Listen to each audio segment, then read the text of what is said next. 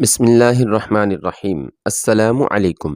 حمیرہ پہلے ہی بیدار تھی۔ اس نے جابر کی یہ بات سنی تو وہ بالکل ہی بیدار ہو گئی اور اس نے کان ان لوگوں کی طرف لگا دیے۔ اسے شک اس لیے ہوا کہ جابر نے یہ بات کچھ اور ہی انداز سے کی تھی۔ اسے شک تو نہیں ہوا کہ ہم اسے کہیں اور لے جا رہے ہیں؟ جابر کے ایک ساتھی نے پوچھا۔ نہیں، جابر نے جواب دیا، میں نے اسے شک نہیں ہونے دیا، خدا کی قسم۔ ایک نے کہا، امام اسے دیکھ کر خوش ہو جائیں گے، اگر یہ چل پڑی تو ہو سکتا ہے امام اسے باہر بھیج دیں۔ میں تمہیں ایک بات بتا دوں دوستو، جابر نے کہا، یہ تو تم جانتے ہو کہ میں اسے کس کام کے لیے لے جا رہا ہوں، لیکن میں نے اس کے ساتھ جو محبت کی ہے اس میں کوئی دھوکہ اور فریب نہیں۔ میں اسے اپنی روح میں بٹھا چکا ہوں۔ میں جانتا ہوں کہ میں نے اپنے لیے کتنی بڑی دشواری پیدا کر لی ہے۔ اگر ایسی بات ہے تو شیخ الجبل کو پتہ نہ چلنے دینا۔ ایک اور ساتھی بولا، شیخ الجبل کو پتہ چل گیا کہ تم اس لڑکی کے معاملے میں جذباتی ہو تو تم جانتے ہو کہ تمہیں کیا سزا ملے گی۔ ہاں جانتا ہوں، جابر نے کہا، امام اپنا خنجر دے کر مجھے کہے گا کہ یہ اپنے دل میں اتار لو۔ میں محتاط رہوں گا کہ امام کو اپنی جذباتی حالت نہ بتاؤں۔ حسن بن صباح کو اس کے پیروکار امام کہا کرتے تھے اور تاریخوں میں اسے شیخ الجبل کہا گیا ہے۔ اس کے بعد ان لوگوں نے حمیرہ کو سویا ہوا سمجھ کر ایسی باتیں کی جن سے حمیرہ کے ذہن میں کوئی شک و شبہ نہ رہا کہ اسے دھوکے میں الموت لے جایا جا رہا ہے۔ وہاں وہ اسی ابلیسیت کا ایک کل پرزہ بن جائے گی جس کے خلاف اس کے دل میں نفرت کوٹ کوٹ کر بھری ہوئی تھی۔ وہ پہلے ہی بے چینی میں مبتلا تھی، اب یوں محسوس کرنے لگی جیسے اس کے اندر آگ بھڑک اٹھی ہو۔ اس نے تو پہلے یہ سوچا کہ ان لوگوں کے پاس چلی جائے اور کہے کہ وہ یہاں سے آگے نہیں جائے گی، لیکن عقل نے اس کی رہنمائی کی۔ اس نے سوچا کہ یہ 6 آدمی ہیں اور یہ 6 آدمیوں سے آزاد نہیں ہو سکتی۔ اس نے ان کے ہاتھوں مر جانے کا بھی فیصلہ کر لیا، لیکن اس فیصلے پر قائم نہ رہ سکی۔ اس نے یہ بھی سوچا کہ جب یہ سب سو جائیں تو اٹھے اور دبے پاؤں ایک گھوڑے پر سوار ہو کر بھاگ نکلے۔ اس پر اس نے غور کیا اور یہی فیصلہ کر لیا کہ یہ سو جائیں تو وہ بھاگ جائے گی۔ آدھی رات ہونے کو آئی تھی جب یہ 6 آدمی سونے لگے۔ جابر ایک بار پھر حمیرہ کے قریب آیا اور جھک کر اسے دیکھا۔ حمیرہ نے آنکھیں بند کر لیں۔ جابر یہ یقین کر کے کہ لڑکی سو گئی ہے اپنے ساتھیوں کے پاس چلا گیا، پھر وہ سب سو گئے۔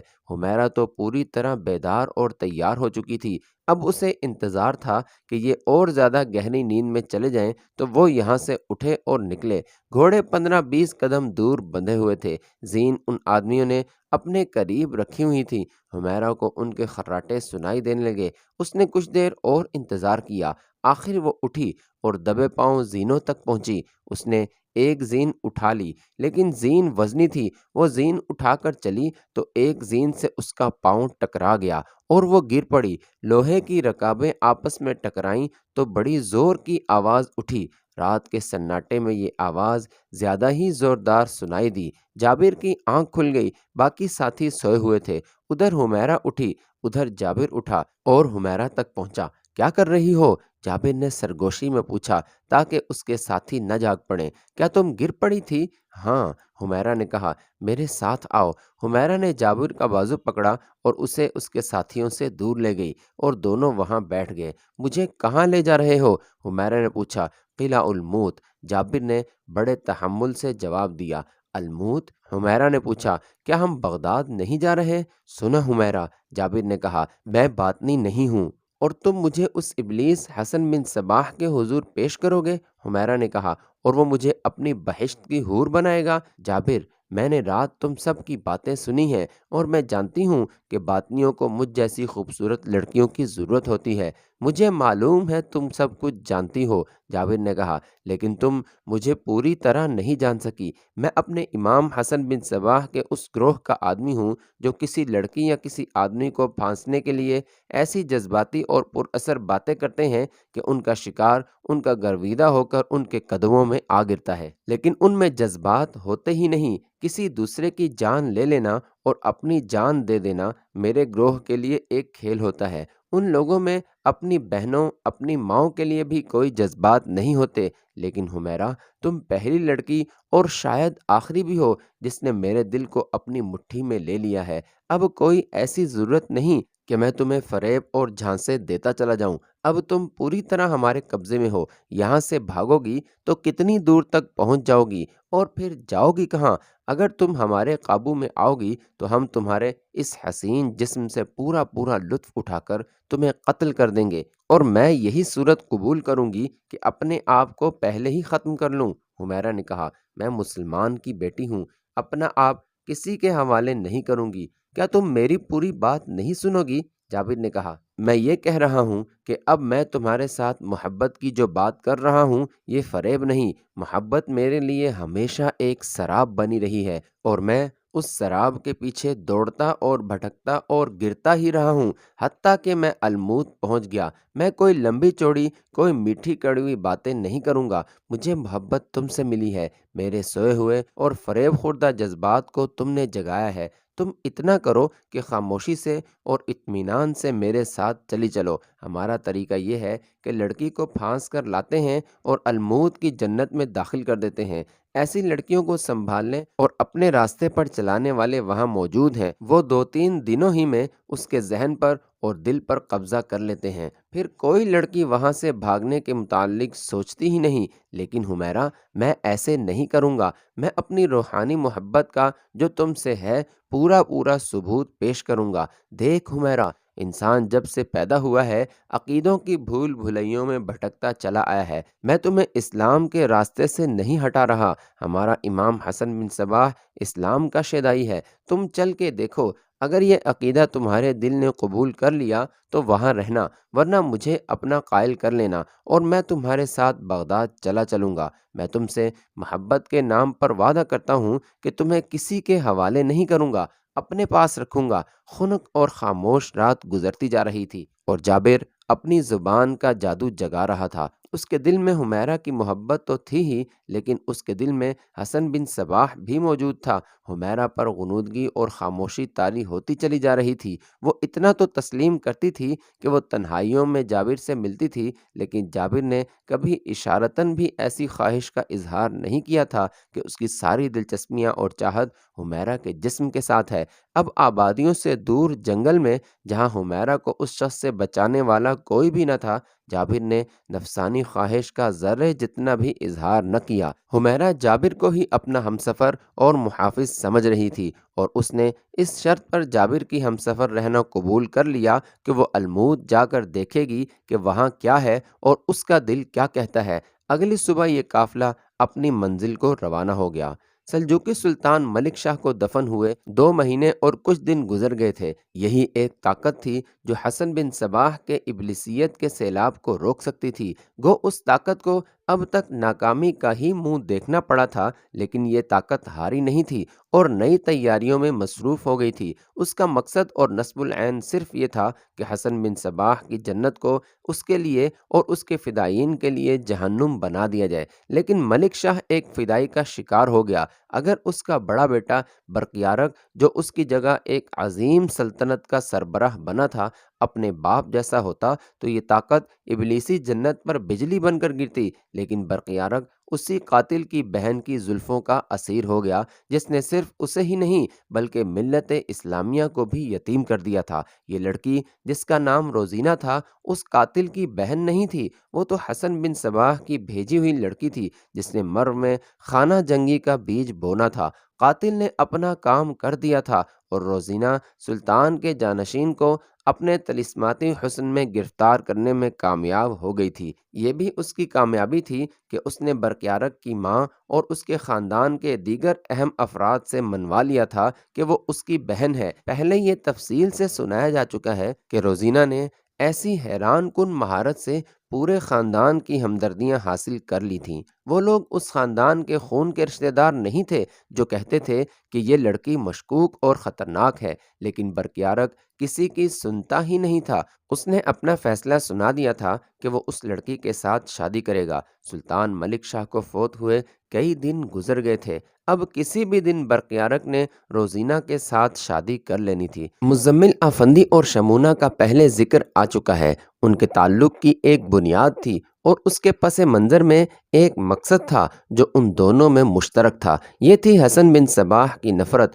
اور یہ ارادہ کہ اس ابلیس کو قتل کرنا ہے۔ شمونہ حسن بن صباح کی داشتہ اور اعلی کار رہ چکی تھی۔ اس نے حسن بن صباح کے لیے کچھ کام بڑی کامیابی سے کیے تھے، لیکن اللہ نے اسے روشنی دکھائی اور پھر وہ واپس اسلام کی گود میں آ گئی۔ ابو مسلم رازی نے جو سلطنت سلجوقہ کے دوسرے بڑے شہر کا امیر تھا، شمونہ کو اپنی پناہ میں لے لیا تھا۔ اس حسین و جمیل لڑکی کے دل میں انتقام کے شعلے اٹھ رہے تھے۔ مزمل افندی حسن بن صباح کو قتل کرنے گیا تھا، مگر خواجہ حسن توسی کو قتل کرنے واپس آ گیا تھا۔ یہ تو شمونہ کی محبت اور شاہی طبیب نجم مدنی کا کمال تھا کہ انہوں نے مزمل افندی کے ذہن سے حسن بن صباح کے اثرات بد نکال دیے تھے اور وہ اپنی اصلیت میں واپس آ گیا تھا۔ مزمل بھی انتقام کی آگ میں جل رہا تھا۔ شمونہ اور اس کی ماں کو، جس کا نام میمونہ تھا، سلطان ملک شاہ نے ایک مکان دے دیا تھا اور ان کا وظیفہ بھی مقرر کر دیا تھا۔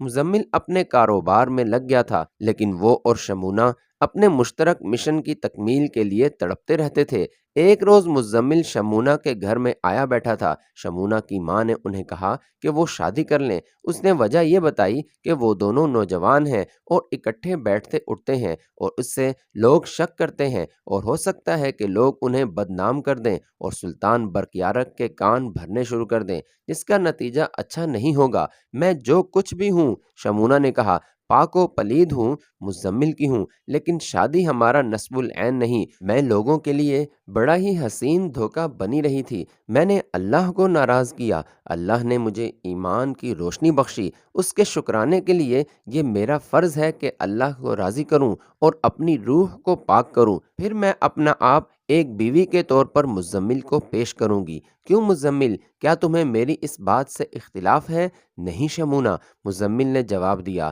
میں بولتا تو میں بھی یہی کہتا جو تم نے کہا ہے۔ میں نے سب سے پہلے اپنا مقصد پورا کرنا ہے۔ تم نے ماں کو یہ جواب دے کر میرے ایمان، میرے کردار اور میرے عزم کو نئی تازگی دی ہے۔ حسن بن صباح کو قتل کرنا ہماری زندگی کا مقصد ہے۔ دونوں نے میمونہ کو یقین دلا دیا کہ لوگ جو کچھ کہتے ہیں کہتے رہیں، لیکن وہ اس گناہ کا تصور بھی اپنے ذہن میں نہیں لائیں گے جس کا میمونہ نے اشارہ کیا تھا۔ ایک بات بتاؤ مزمل، شمونہ نے پوچھا، تم نے پھر برقیارک کو نہیں کہا کہ یہ لڑکی مشکوک ہے؟ ایک ہی بار کہہ کر دیکھ لیا تھا، مزمل نے کہا۔ اس نے مجھے ڈانٹ کر چپ کرا دیا تھا۔ میں تو ابھی تک اسے دوست سمجھ رہا تھا، لیکن وہ جس لہجے میں بولا اس سے مجھے یاد آ گیا کہ یہ شخص اب دوست نہیں بلکہ سلطان بن گیا ہے۔ تم رہ کیوں نہیں چلے جاتے؟ شمونہ نے کہا، تم ابو مسلم رازی سے بات کر کے دیکھو، وہ اتنے بڑے شہر اور اتنے وسیع علاقے کا حاکم ہے۔ سلطان ملک شاہ مرحوم کا وہ خاص معتمد اور مشیر تھا، ہو سکتا ہے وہ برقیارک کو سمجھا بجھا کر اس لڑکی سے شادی کرنے سے روک دے۔ ابو مسلم رازی سلطان ملک شاہ مرحوم کا معتمد اور مشیر تھا۔ مزمل نے کہا، برقیارک اس کی بھی نہیں مانے گا۔ تم شاید نہیں جانتی کہ برقیارک روزینہ کے لیے پاگل ہوا جا رہا ہے۔ ابو مسلم رازی برقیارک کی شادی پر آ رہا ہے، اس سے پہلے اس سے ملنا بیکار ہے۔ شادی تو ہونی ہی ہے۔ میں ابو مسلم رازی سے کہوں گا کہ روزینہ کو کسی طرح غائب کیا جائے۔ ابھی تو کوئی بھی نہیں بتا سکتا کہ روزینہ کیا کر گزرے گی، مگر اس میں کوئی شک نہیں کہ وہ اپنے ہاتھ دکھائے گی ضرور۔ پھر برقیارک زندہ رہا تو باقی عمر پچھتاتا رہے گا۔ شادی ہو جانے دو، شمونہ نے کہا۔ میں روزینہ کے ساتھ دوستی لگانے کی کوشش کروں گی۔ اگر میں کامیاب ہو گئی تو اسے زہر پلا دوں گی۔ سلطان ملک شاہ مرحوم تو حسن بن صباح اور اس کے باطنی فرقے کا دشمن تھا ہی، لیکن ابو مسلم رازی کی تو زندگی کا جیسے مقصد ہی یہی تھا کہ اس فرقے کا نام و نشان ہی مٹا دیا جائے۔ وہ تو صاف الفاظ میں کہا کرتا تھا کہ یہ کام تبلیغ سے نہیں ہوگا، یہ کام صرف تلوار سے ہو سکتا ہے۔ اس سلسلے میں پہلے سنایا جا چکا ہے کہ جب حسن بن صباح کو اتنی شہرت نہیں ملی تھی اور وہ ابھی اٹھ ہی رہا تھا کہ ابو مسلم رازی نے اس کی گرفتاری کا حکم دے دیا تھا، لیکن کسی طرح حسن بن صباح کو قبل از وقت پتہ چل گیا اور وہ رہ سے غائب ہو گیا تھا۔ برقیارق اور روزینہ کی شادی کا دن آ گیا۔ بارات نے تو کہیں جانا ہی نہیں تھا، دلہن سلطان کے محل میں موجود تھی۔ سلطان برقیارق کے حکم سے سارے شہر میں رات کو چراغاں کی گئی اور اس شادی پر جو ضیافت دی گئی اس کے چرچے تاریخ تک پہنچے اور آج تک سنائی دے رہے ہیں۔ ایک دعوت عام تھی، امراء اور وزراء اور دیگر رتبوں والے افراد کے لیے الگ انتظام تھا اور شہریوں کے لیے باہر کھلے میدان میں کھانا رکھا گیا تھا۔ دور دور سے کرتب دکھانے والے آئے تھے، انہوں نے بھی آ کر اپنے فن کے مظاہرے کیے اور سب نے سلطان سے انعام وصول کیے۔ یہ ہنگامہ خیز شادی جس پر خزانے کا منہ کھول دیا گیا تھا، یہ انداز اس خاندان کی روایت کے منافی تھے۔ سلطان ملک شاہ مرحوم ہر دل عزیز سلطان تھا، اسے فوت ہوئے ابھی 2 مہینے اور کچھ دن ہی گزرے تھے۔ لوگ اس کے غم میں نڈھال ہوئے جا رہے تھے، لیکن برقیارق کی شادی کے دن لوگ سلطان مرحوم کا غم جیسے بھول ہی گئے ہوں۔ برقیارق کا مقصد ہی یہی تھا۔ جب اندر نکاح وغیرہ ہو رہا تھا اس وقت مزمل افندی رے کے امیر ابو مسلم رازی کے پاس جا بیٹھا۔ برقیارق کے دونوں چھوٹے بھائی محمد اور سنجر بھی اس کے پاس آ بیٹھے۔ یہ دونوں بھائی خاصے مغموم تھے، صاف پتہ چلتا تھا کہ ایک تو انہیں اپنا باپ یاد آ رہا ہے اور دوسرے یہ کہ یہ اپنے بھائی کی شادی پر خوش نہیں۔ امیر محترم، مزمل نے ابو مسلم رازی سے کہا، آپ جب سلطان مرحوم کی وفات پر یہاں آئے تھے تو مجھے آپ کے ساتھ بات کرنے کا موقع نہیں ملا، اب میں نے یہ موقع نکالا ہے۔ کیا آپ کو کسی نے پہلے بتایا ہے کہ ہمارے نئے سلطان کی دلہن باطنی ہے اور یہ اپنے آپ کو سلطان مرحوم کے قاتل کی بہن ظاہر کرتی ہے؟ ہاں مزمل افندی، ابو مسلم رازی نے جواب دیا، میری مخبری کے ذرائع ایسے ہیں کہ زمین کے نیچے کی ہوئی بات بھی میرے کانوں تک پہنچ جاتی ہے۔ مجھے معلوم ہو چکا ہے سلطان برقیارق کی دلہن سلطان مرحوم کے قاتل کی بہن نہیں۔ مزمل نے کہا، یہ اس کے ساتھ الموت سے آئی تھی، کیا آپ اس کے متعلق کچھ سوچ رہے ہیں؟ میں کچھ سوچ رہا ہوں، ابو مسلم رازی نے کہا۔ تم کیا سوچ رہے ہو امیر محترم؟ مزمل نے جواب دیا، آپ سے میں نے صرف یہ کہنا ہے کہ جہاں کہیں آپ کو میری ضرورت پڑے مجھے فوراً بلائیں۔ آپ اس لڑکی کو بھی اچھی طرح جانتے ہیں جس کا نام شمونہ ہے، وہ آگ بگولا بنی بیٹھی ہے، آپ اسے بھی استعمال کر سکتے ہیں۔ تم کسی بھی دن رہ آ جاؤ۔ ابو مسلم رازی نے کہا، اطمینان سے بیٹھیں گے اور کچھ سوچ لیں گے۔ کیا یہ لڑکی ہمارے بھائی کو مار ڈالے گی؟ برقیارق کے بھائی محمد نے پوچھا۔ شاید نہیں، ابو مسلم رازی نے کہا، یہ لڑکی سلطان برقیارق کو اپنے قبضے میں رکھے گی اور اس کی توجہ حسن بن صباح سے ہٹا دے گی۔ مجھے اطلاعیں مل رہی ہیں کہ سلطان مرحوم کی وفات کے بعد باطنیوں کی تبلیغ بہت تیز ہو گئی ہے اور ان کے اثرات دور دور تک پھیلنے شروع ہو گئے ہیں۔ میں صرف یہ دیکھ رہا ہوں کہ سلطان برقیارق کیا کرتے ہیں، ہمارا بھائی برقیارق کچھ بھی نہیں کرے گا۔ محمد نے کہا، ہم اس کے ساتھ رہتے ہیں، ہم دونوں بھائی دیکھ رہے ہیں کہ برقیارق کا رویہ ہمارے ساتھ بالکل ہی بدل گیا ہے، جیسے ہم اس گھر میں مہمان آئے ہوئے ہیں اور 2-4 دنوں بعد رخصت ہو جائیں گے۔ ایک خیال کرنا محمد، ابو مسلم رازی نے کہا، اور تم بھی سنجر، اگر برقیارق یا اس کی بیوی کوئی بدتمیزی یا تمہارے ساتھ برا رویہ اختیار کرے تو خاموش رہنا۔ میں ابھی ایک بات زبان پر نہیں لانا چاہتا، مگر تم لوگوں کو ذرا سا اشارہ دے ہی دوں تو بہتر ہے۔ مجھے اطلاع ملی ہے کہ اس لڑکی کے ذریعے حسن بن صباح ہماری سلطنت میں خانہ جنگی کرانا چاہتا ہے۔ خانہ جنگی کیسے ہوگی اس پر ابھی نہ سوچو، میں موجود ہوں، تم دونوں بھائی چوکنے رہنا، اور تم مزمل ادھر ادھر دھیان رکھنا، جو ہی کوئی بات معلوم ہو میرے پاس آ جانا۔ اگلے روز دعوت ولیمہ دی گئی جو شادی کی ضیافت جیسی ہی تھی۔ امراء، وزراء اور دیگر اعلیٰ سرکاری رتبوں والے افراد فردن فردن سلطان برقیارق کو مبارکباد کہنے گئے۔ برقیارق نے ہر ایک سے کہا کہ یہ لوگ 3-4 دن یہیں رہیں کیونکہ وہ ان سے خطاب کرے گا۔ یہ لوگ رکے رہے۔ 5ویں روز برقیارق نے ان سب کو اکٹھا کر کے خطاب کیا۔ یہ ایک تاریخی اہمیت کا خطاب تھا۔ تاریخی اہمیت کی وجہ یہ تھی کہ نئے سلطان نے سلطنت سلجوقیہ کی گاڑی الٹے رخ چلا دی تھی۔ تاریخ میں آیا ہے کہ اس نے خطاب میں جو نئے اعلان کیے وہ کچھ اس طرح تھے: نیا وزیر اعظم عبد الرحمن سمیری ہوگا، انقلابی تبدیلیاں لائی جائیں گی، حسن بن صباح کا مقابلہ تبلیغ سے کیا جائے گا کیونکہ وہ ایک مذہبی فرقہ ہے جسے فوجی طاقت سے نہیں دبایا جا سکتا۔ سلطان برقیارق نے زور دے کر کہا کہ پہلے بہت زیادہ جانی نقصان کرایا جا چکا ہے جو اب ختم کیا جا رہا ہے، محصولات زیادہ کیے جائیں گے۔ وہاں جتنے بھی امراء، وزراء اور سالار بیٹھے تھے وہ ایک دوسرے کی طرف دیکھنے لگے۔ سب نے نمایاں طور پر محسوس کیا کہ سلطان نشے کی حالت میں بول رہا ہے۔ یہ نشہ سلطانی کا بھی تھا اور روزینہ کے حسن و جوانی کا بھی۔ سلطان محترم، ابو مسلم رازی بے قابو ہو کر بول پڑا، حسن بن صباح ایک خطرناک فتنہ ہے اور اسلام کا بدترین دشمن نظام الملک اور سلطان ملک شاہ کا قاتل حسن بن صباح ہے۔ سلطان برقیارق نے ابو مسلم جیسے عالم، مجاہد اور بزرگ کو آگے بولنے نہ دیا۔ اب کوئی قتل نہیں ہوگا۔ سلطان برقیارق نے کہا، یہ سوچنا میرا کام ہے، آپ کا نہیں۔ آپ رے میں امن و امان قائم رکھیں۔ سلطان برقیارق کی اس نئی حکمت عملی سے سب کو اختلاف تھا، لیکن جس طرح اس نے ابو مسلم رازی کو ٹوک کر اپنا حکم چلایا اس سے سب خاموش رہے۔ سب نے جان لیا کہ یہاں بولنا بیکار ہے۔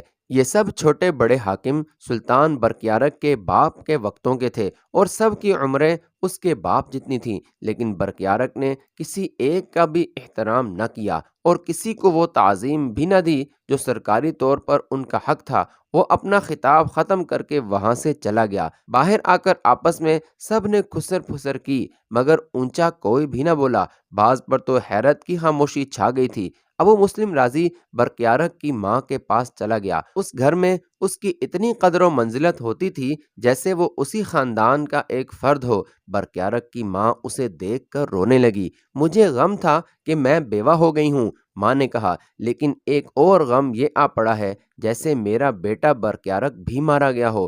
روزینہ اس پر نشے کی طرح طاری ہو گئی ہے۔ ولیمے کے بعد میرا بیٹا باہر نکلا ہی نہیں، کیا دن کیا رات دلہن کے ساتھ کمرے میں بند رہا۔ کل شام دونوں بھگی پر باہر نکلے تو میں ان کی خوابگاہ میں چلی گئی۔ خادمہ برتن اٹھا رہی تھی، 2 چاندی کے پیالے پڑے تھے، پاس ایک سراحی رکھی تھی۔ میں نے پیالے سونگھے تو عجیب سی بو آئی۔ اگر یہ شراب نہیں تو کوئی اور مشروب بھی نہیں، بلکہ یہ کوئی اور نشہ تھا۔ آپ اتنی بھی پریشان نہ ہو جائیں۔ ابو مسلم رازی نے برقیارق کی ماں کو جھوٹی تسلی دیتے ہوئے کہا، یہ آپ کے بیٹے کا نہیں، یہ جوانی کا قصور ہے۔ کچھ دنوں بعد نشہ اتر جائے گا اور مجھے امید ہے کہ لڑکا اپنے خاندان کے راستے پر آ جائے گا۔ میں نے دنیا دیکھی ہے۔ برقیارق کی ماں نے کہا، میں اپنے آپ کو یہ دھوکہ کس طرح دوں کہ برقیارق اپنے باپ کے راستے پر واپس آ جائے گا؟ ہم نے بھی جوانی دیکھی ہے۔ سلطان مرحوم کے ساتھ میری شادی ہوئی تھی تو میں اس لڑکی جیسی خوبصورت تھی اور کم سن بھی۔ سلطان مرحوم کبھی میرے ساتھ کمرے میں بند نہیں ہوئے تھے۔ انہوں نے مجھے ایک نشہ نہیں بنایا بلکہ ایک خوبصورت بیوی سمجھ کر اس حیثیت سے رکھا جو بیوی کو اسلام نے دی ہے۔ خوبصورت عورت بجائے خود ایک نشہ ہوتی ہے۔